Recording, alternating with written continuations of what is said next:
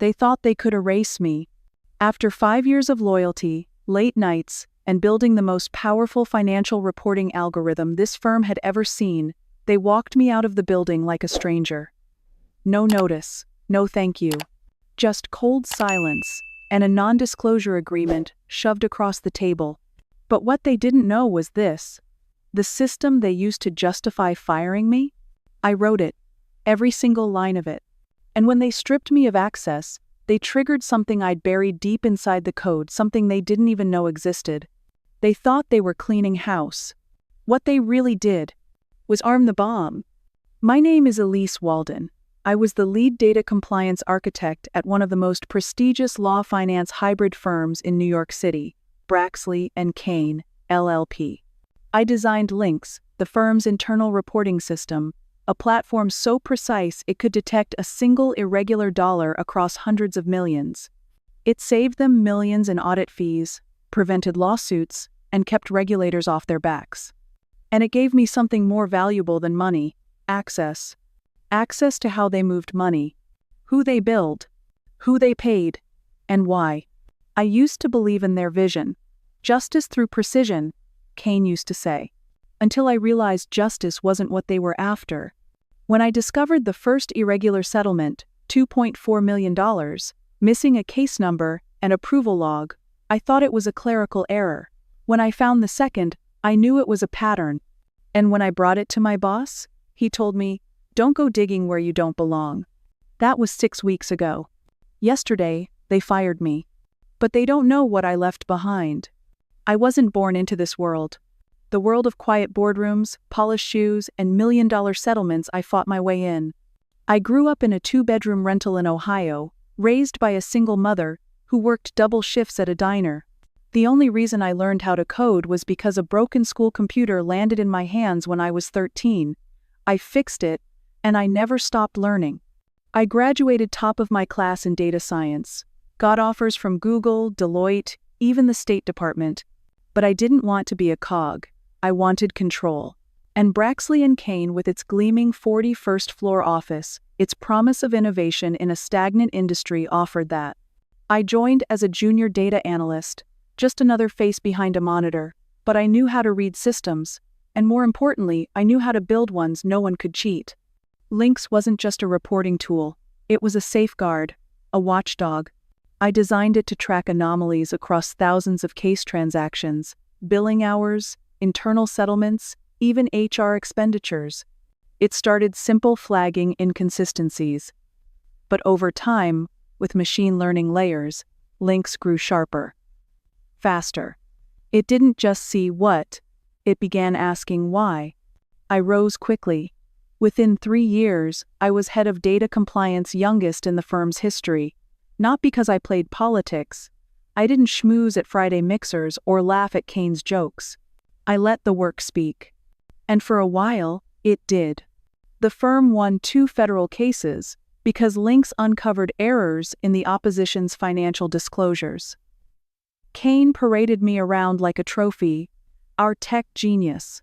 He always said the right things in public: equity, transparency, empowerment. But behind closed doors, there was always a tension. I was too direct, too rigid, they said. I didn't know how to play the game.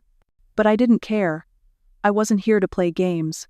I was here to build something that couldn't be bent, something incorruptible. I still remember the day I realized that Lynx wasn't just protecting the firm, it was exposing it. The first flag appeared on a Wednesday. I was running a routine quarterly audit through Lynx, just another late night alone with glowing spreadsheets and black coffee. It was supposed to be clean. Numbers always told the truth, if you knew how to ask the right questions. But that night, Lynx flagged something strange.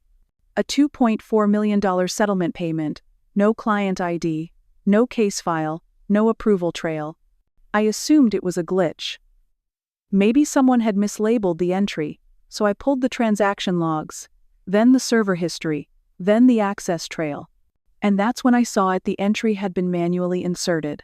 Not automated, not system-generated. Manually. By someone with senior-level clearance. At first, I stared at it for a long time, blinking, waiting for my brain to make it make sense. But it didn't. So I cross-checked it and found another one. $1.1 million. Similar formatting. Also manually entered. Then another. By 2 a.m., I had found 5 separate settlements, each over $1 million, that had no corresponding case data, no signatures, and no legal notes. Just vague labels like external resolution or client protection. My chest tightened. I ran an anomaly correlation query, a feature I'd built into Lynx 6 months ago, for internal fraud detection. Lynx responded in under 4 seconds. Probability of non-compliant financial activity, 92.7%. I leaned back in my chair, the buzz of the office's fluorescent lights suddenly louder than ever. I wasn't looking at clerical errors. I was looking at a pattern. And in a firm like Braxley and Kane, a pattern meant intent. The next morning, I printed the flagged entries, brought them to my supervisor David Mars, the director of finance. I laid the documents on his desk. "These don't match any of our legal caseloads," I said, "and they're all tagged as final settlements." David didn't even glance at them. He folded his hands together and exhaled. "Elise," he said, voice level, "this isn't your responsibility." "It is when my system catches them," I replied. "Look," he said, lowering his voice, "you've done great work here, but sometimes numbers are just numbers. Not everything needs a spotlight." That sentence stuck in my head for days. Not everything needs a spotlight. But I had built Lynx for one reason, to shine light where people wanted darkness. And something inside me, something I couldn't turn off, told me, this wasn't just a fluke. This was the tip of something far uglier. The cold shoulder didn't come all at once. It began with the smallest things: a meeting rescheduled without notice, a Slack message left unanswered, a quarterly report that used to land on my desk, suddenly skipped over. Then, my access logs changed. I no longer had full visibility into the settlement files. Lynx was still mine, but now it filtered certain folders behind legal confidentiality. I checked the permissions list. Someone had created a new admin group. I wasn't in it. I walked straight into David Mars's office. "Why has my access changed?" He didn't even look up from his screen. "Legal is taking more direct control of sensitive financial data. You're still on technical oversight. That hasn't changed. Except I can't monitor what I built." "Elise," he said, finally looking up, tone patronizing, "you're brilliant at what you do, but sometimes we need to trust other departments to handle what's best for the firm." "You mean, bury it?" I said. His jaw tightened. That week, I was pulled off 3 major audits. My calendar filled with team workshops and cross-departmental alignment sessions, polite ways to say, "Stay busy. Stay quiet." I got the message. They didn't want me to quit. They wanted me to shrink. One evening, as I was leaving, I saw 2 senior partners, both men who used to ask for my insights on complex financial queries, whispering outside the elevator. They stopped when I passed. One of them muttered under his breath, "She's still digging?" The other replied, "Let her. She won't find anything that matters." That night, I sat alone at my kitchen table, the printouts of flagged transactions spread before me like a crime scene. Maybe I was wrong. Maybe I had made a mistake. Maybe they were right, maybe I was imagining ghosts in the data. But my gut told me something was very, very real. I stared at the code of Lynx for hours. Not just the system I built, but the framework of every safeguard I'd created. And then I made a decision. If they were going to shut the blinds, I'd become the light they couldn't turn off. His name was Julian Reyes. 26. Smart. Quiet. He worked on the infrastructure side of IT: firewalls, internal access controls, the invisible plumbing of our data systems. We'd only spoken a few times, mostly in passing. But one evening, 2 days after my access had been restricted, I found a sticky note on my keyboard. No name, no handwriting I recognized. It said, "Check Lynx, access logs, syswatch, 3 a.m. I hesitated. If this was a trap, I was walking right into it. But curiosity won. I opened the system shell, followed the directory path. The log file was encrypted, but I'd built that encryption. I cracked it in seconds. And there it was. an access event timestamped at 3:04 a.m., 6 nights ago. The user ID belonged to Kane's executive assistant, but the access route didn't originate from her terminal. It came from a secondary remote login server, usually reserved for IT administrators. Someone was hiding behind someone else's credentials. More importantly, they had accessed only one folder: the flagged settlements. I stared at the screen. I wasn't paranoid. I wasn't seeing ghosts. Someone was covering their tracks. I stood up, heart pounding, and glanced around the office. Only the night crew remained: cleaning staff, security, IT. And then I saw Julian, sitting at the corner help desk, hoodie pulled over his head, staring into 3 monitors like they were windows into another world. I walked over. Slowly. "Did you leave me the note?" He looked up, blinked, then gave a small nod. "Why?" I asked. He glanced around, lowered his voice. "Because I know what they're doing, and you're the only one smart enough to stop it." I stared at him. "You could get fired." "You." "So could you," he said. "They're already halfway there." And just like that, I wasn't alone anymore. That night, we made a pact, quiet, unwritten. I'd dig, he'd watch my back. Over the next 2 weeks, Julian gave me access to buried server snapshots, archived admin logs, even internal DevOps notes from early Lynx builds. He never asked why I cared so much. He just kept showing up. And with every file I opened, one truth became clearer. They weren't just hiding money. They were building a system that let them keep doing it invisibly, indefinitely. And I was the one who had unknowingly given them the blueprint. I thought it was just a few rogue entries. A handful of shady settlements tucked away by someone with too much power and not enough oversight. I was wrong. It wasn't 5 entries. It was 43. Julian had pulled a full server archive from 6 months prior, a backup image that hadn't been scrubbed. With it, we reconstructed the full timeline of financial transactions that had passed through Lynx before the filters were added. 43 settlement files, totaling over $127 million. The documents had been split across sub-accounts, funneled through entities I'd never seen listed in our client registry: Northwell Strategic, Bardstone Compliance Group, Clarion Holdings. On the surface, they looked legitimate. But Julian traced the EINs, the federal employer IDs, and 2 of them were inactive. The third was listed under a P.O. box in Nevada shared by hundreds of other shell corporations. That wasn't bad accounting. That was laundering.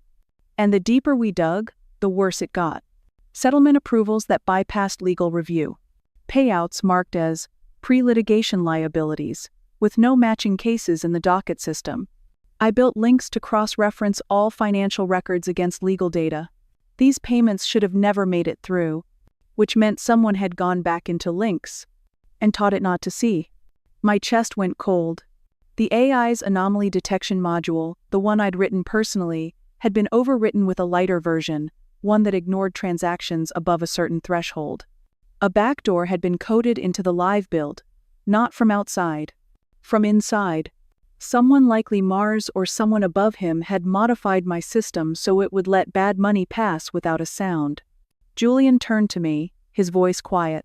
"They're using Lynx as a smokescreen. Everyone thinks it's catching fraud, but it's hiding it."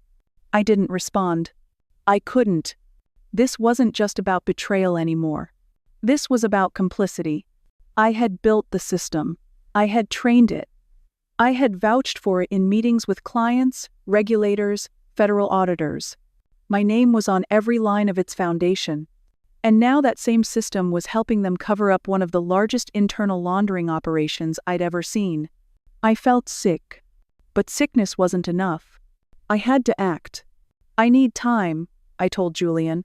"Time for what?" I stared at the blinking screen in front of me. "To build something they can't silence." I called it ethos. Not a program.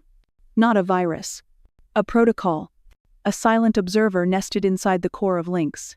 Something I had started sketching months ago as a theoretical model, a last resort ethical failsafe. Now it was no longer theory.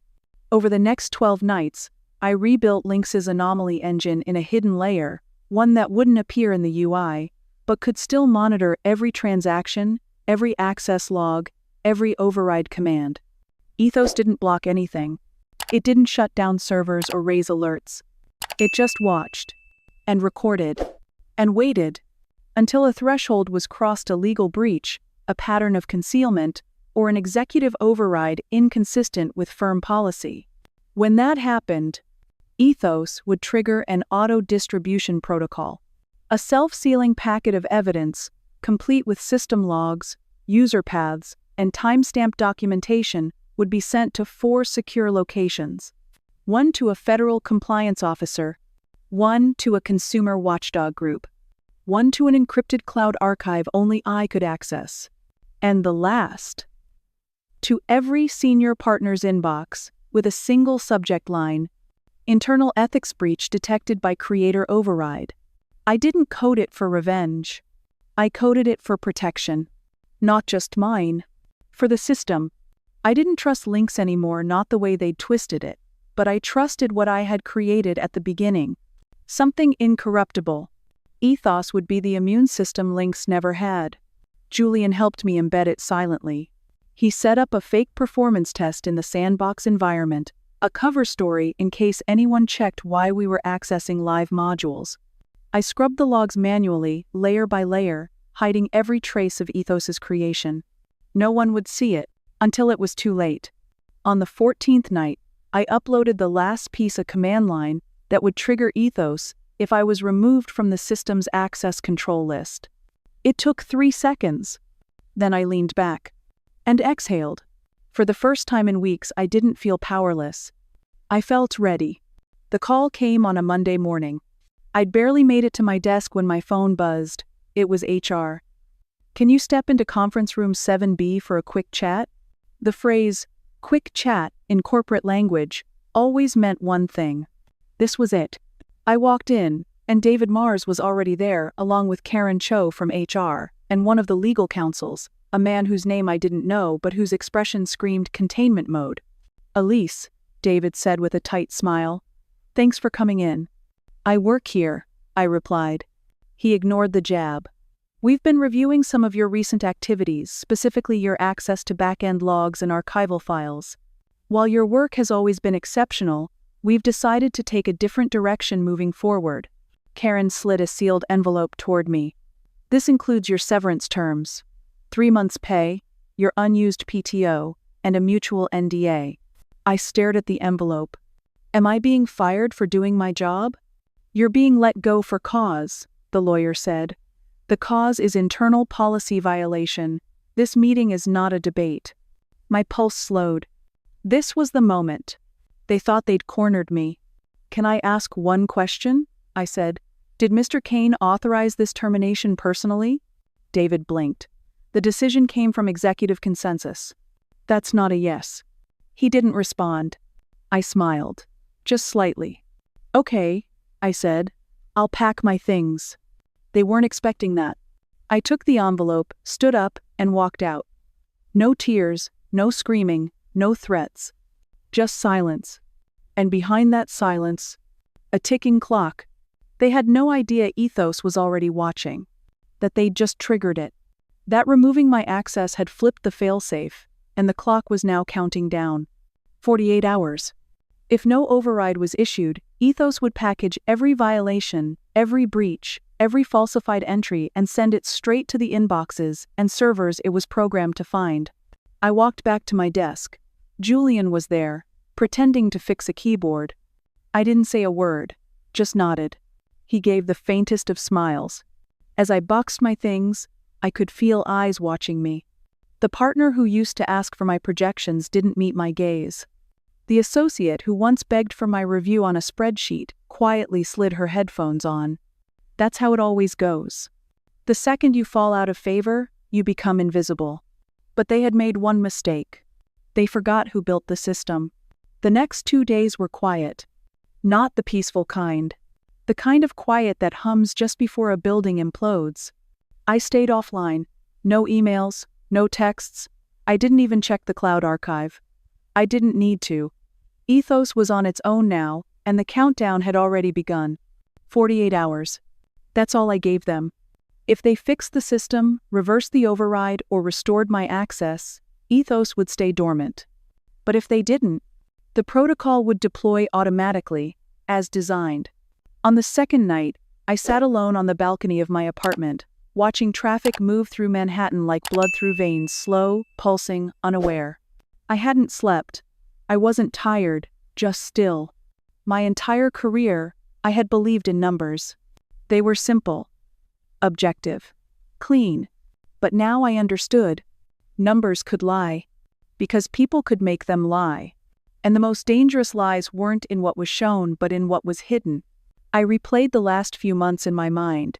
The first flagged settlement, David's fake calm, the partners whispering by the elevators. Every moment had been building toward this. A storm I hadn't asked for but one I could no longer walk away from. At Doe's, 11 a.m., I got a call. Julian. No movement, he said. They didn't reverse anything. Your credentials are still marked inactive. Ethos will trigger on schedule. I took a deep breath. How long left? 6 hours. Ender. I thanked him and hung up. Then, silence again. In those final hours, doubt crept in. What if I was wrong? What if the system overreacted? What if I brought down something bigger than I intended? But then I remembered the numbers. $127 million. 43 settlements. A backdoor I never authorized. And silence from every corner of leadership even when I gave them chances to come clean. I hadn't just found a crack. I had uncovered a tunnel wide enough to drive an entire operation through. At 7:59 a.m., I opened my laptop. The screen was blank, except for a single line. T-1 minute. Awaiting trigger confirmation. My finger hovered over the keyboard. I didn't need to do anything, but I wanted to. So I typed a single command. Run Ethos manual override. Enter. The screen went black. A soft chime. Then, Ethos activated. Distribution in progress. The explosion wasn't loud. It didn't come with sirens or alarms. Just notifications. Dozens, then hundreds. It started at 8:01 a.m. At Braxley and Kane's Manhattan headquarters, the partners were in the executive boardroom, preparing for a quarterly investor presentation. They never saw it coming. One by one, their tablets and laptops buzzed. Subject: Internal ethics breach detected by creator override. Inside, a 200-page report, authored by Ethos. Compiled from 6 months of data, the report detailed every unauthorized settlement, every access log, every document manipulation, with timestamps, IPs, user IDs, names, faces. Kane's name appeared 79 times. David Mars, 62. Even the law firm's general counsel, the very person supposed to protect the company from liability, was named in 14 breach instances. The email didn't just go to the partners. It went to the firm's external auditors, their largest institutional investors, a compliance officer at the SEC, and a nonprofit legal watchdog that specialized in corporate whistleblowing. It was coordinated, precise, timed down to the second. At 8:05, the firm's public website redirected temporarily to a simple page. A data integrity audit is currently in progress. Please stand by. Chows erupted. Phones rang. Assistants sprinted. Kane stormed into the IT floor, barking orders. Who authorized this? Oh. But by then, it was already too late. Ethos had sealed the report with encryption keys. The distribution paths were irreversible. One partner tried to delete the report email from the investor inboxes. Ethos flagged the deletion as tampering and sent a second alert. Investors started pulling out. Press inquiries hit within the hour. And by lunchtime, the firm's name was trending not for excellence, but for corruption. I sat at home, watching it unfold. Not with glee, with clarity. I hadn't destroyed anything. They had. All I'd done was let the system do what it was built to do. See everything. And tell the truth. The knock came at 9:17 p.m. I wasn't expecting anyone. When I opened the door, Kane was standing there. No driver, No assistant, no entourage. Just him in a wrinkled suit, eyes bloodshot, jaw clenched. "We need to talk," he said. I stepped aside. He didn't sit.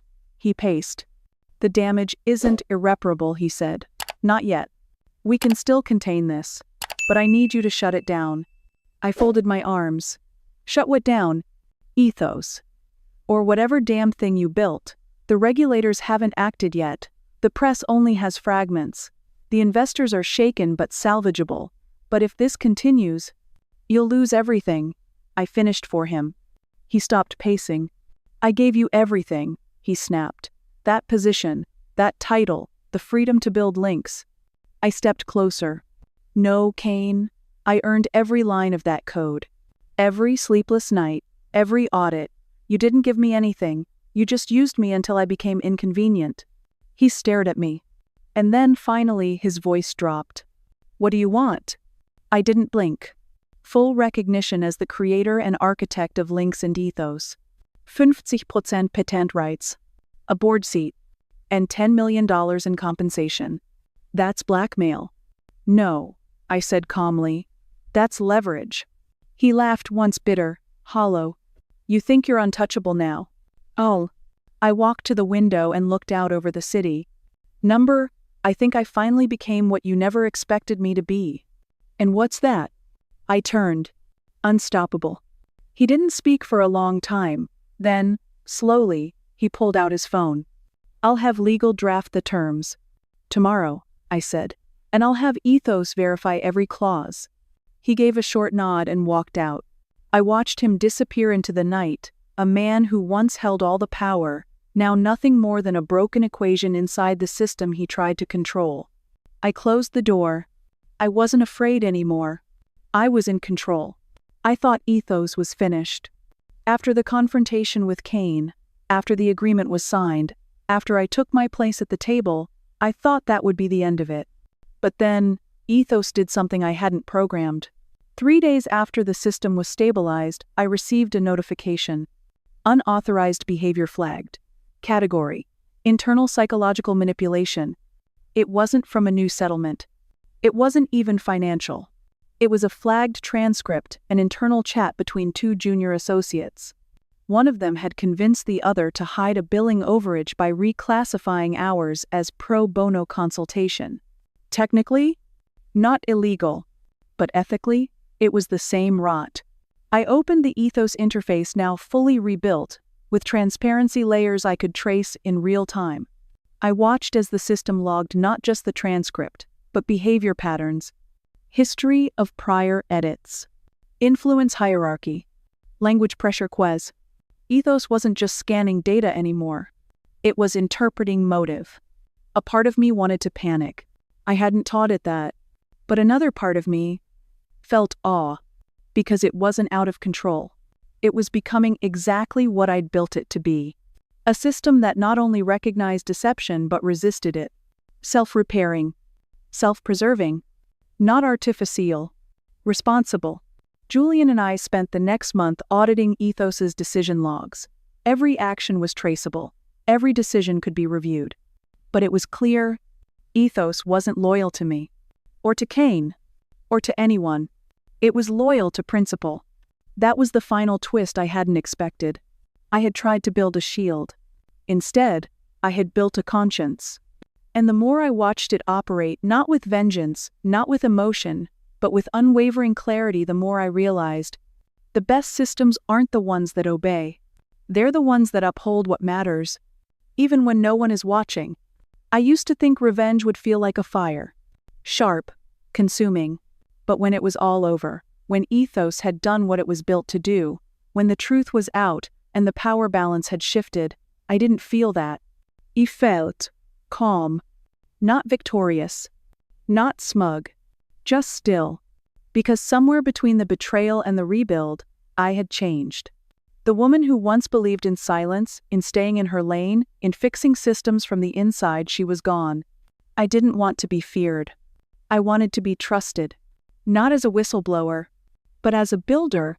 After the dust settled, Kane stayed surprisingly. He pivoted to operations where he could do less harm. I became CTO, with a mandate to rebuild Braxley and Kane's internal systems from the ground up. Not to make them faster, not to make them smarter, but to make them honest. Ethos wasn't just watching anymore. It was guiding. We set new standards. A policy where every system had to include transparency layers, where every AI decision could be traced, reviewed, challenged. I hired young coders who'd been passed over because they weren't polished enough. I told them, "Your work matters more than your posture." And I meant it. We launched our first open audit platform 6 months later. A fully transparent ledger that allowed clients to view and question every financial decision tied to their case. No tricks, no blind spots, just truth. And the strangest thing happened.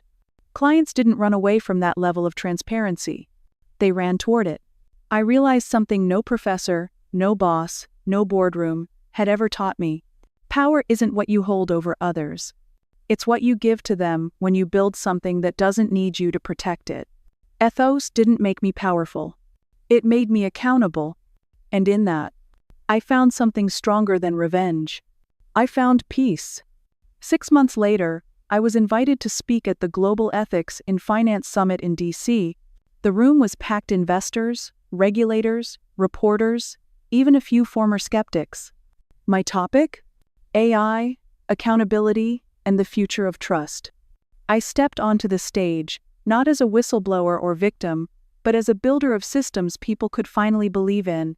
Ethos, I said, isn't just a program, it's a promise that no system should be above scrutiny, even the ones we create.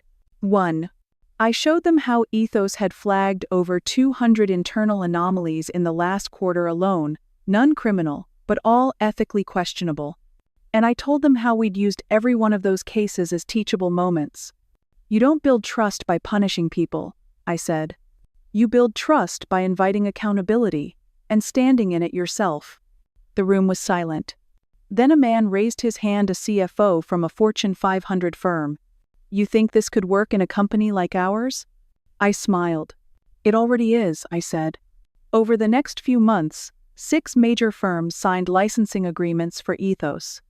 But we didn't just sell them the tech. We required their leadership teams to complete our transparency certification. Ethos wasn't a product.